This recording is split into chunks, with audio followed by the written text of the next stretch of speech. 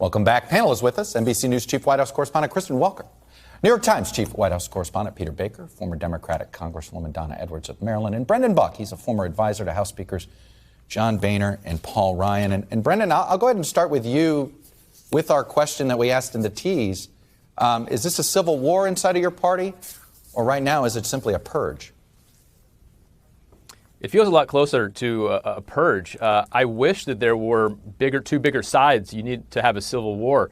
The reality is Liz Cheney, and I obviously support what she is doing, is representing a really small, vanishingly small part of the Republican Party. And what I think is important about what Liz Cheney is doing, though, is she is obviously making a moral argument. But she's also making a political argument that you don't hear too much these days. Mm-hmm. She's arguing that we can't continue to lose those suburban voters, those swing voters who were so important to our coalition. Look, Dan Crenshaw got very uncomfortable when you started asking him about these questions. I don't doubt that he never gets asked about it. That's because so much of the Republican Party right now is so focused only on conservatives. But we have to realize that there's a cost to that, and we are losing some of the voters that were really important to us in those suburbs, those educated voters. And so I think she's trying to make the point that we have to be able to be a big enough party to have those people here. But we're not a lot. There's not a lot of us these days that are making that argument. Peter Baker, is this about the future of the Republican Party or the future of the American democracy?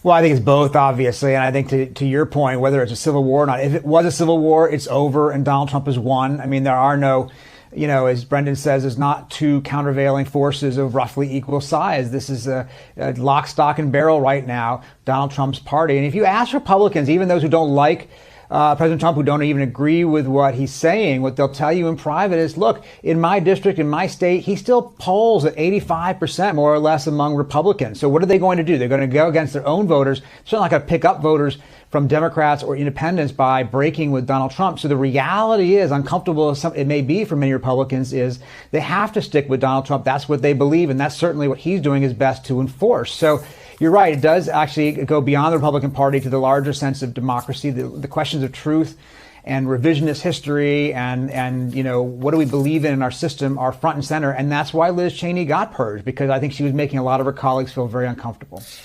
So, Kristen Welker, I guess the real question for me in the next 18 months is are we in a governable situation here?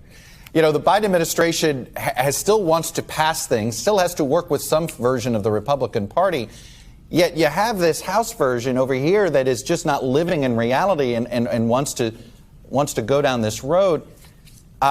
Is the Biden White House, how do they navigate this, and what is their thoughts on how to deal with sort of the non-reality-based wing of the GOP?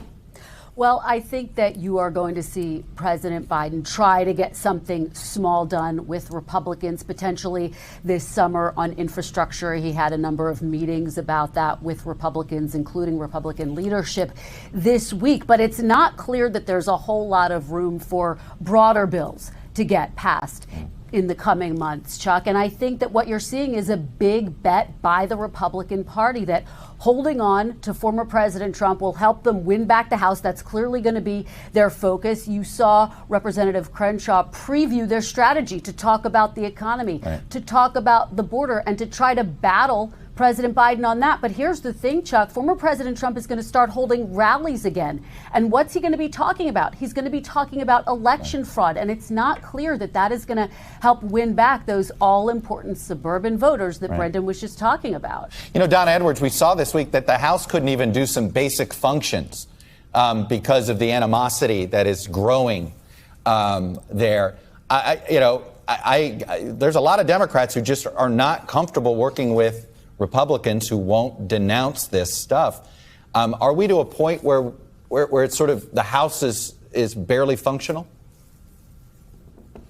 No, I mean, look, I think that we are going to come to a point where we recognize that in order to get anything done, we really are only going to be able to depend in the House on about a dozen Republicans to join House Democrats. I think that's where we are. And in the Senate, obviously, the margins are very narrow.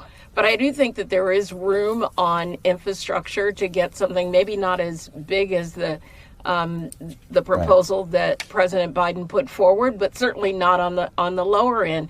But it's a really complicated environment when you have, members yelling at other members and not willing to acknowledge the, that January 6th even happened. It's a really difficult working environment. Brendan, this week we've seen, though, that state Republican parties, just as the parties is basically saying, fine, we'll embrace Donald Trump, then you have these little maneuvers that try to get around him, right? And it was successful in Virginia.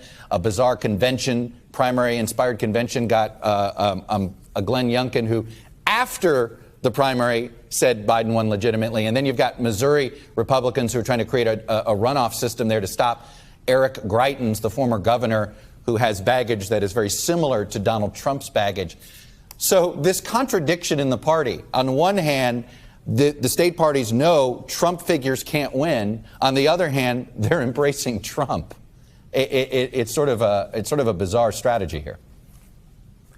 Yeah, and I don't think anybody should delude themselves into thinking that they can set up the process to overcome Donald Trump. He is going to come in Missouri, I'm certain, in other places, and he's going to play kingmaker. If he endorses Eric Greitens is going to be the nominee. We have sort of nibbled at the edges of how to get around Donald Trump for so long, and I don't think this is really the solution. I firmly believe we need to have a different approach if we are going to get past him. We've been trying for so long this approach of just hoping that he goes away, hoping that if we look the other way that his craziness won't infect the party. But look at what happened. We lost the House, we lost the Senate, we lost the White House.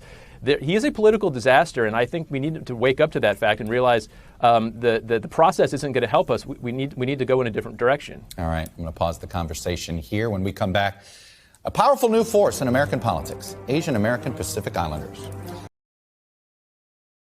Hey, thanks for watching our YouTube channel. Follow today's top stories and breaking news by downloading the NBC News app.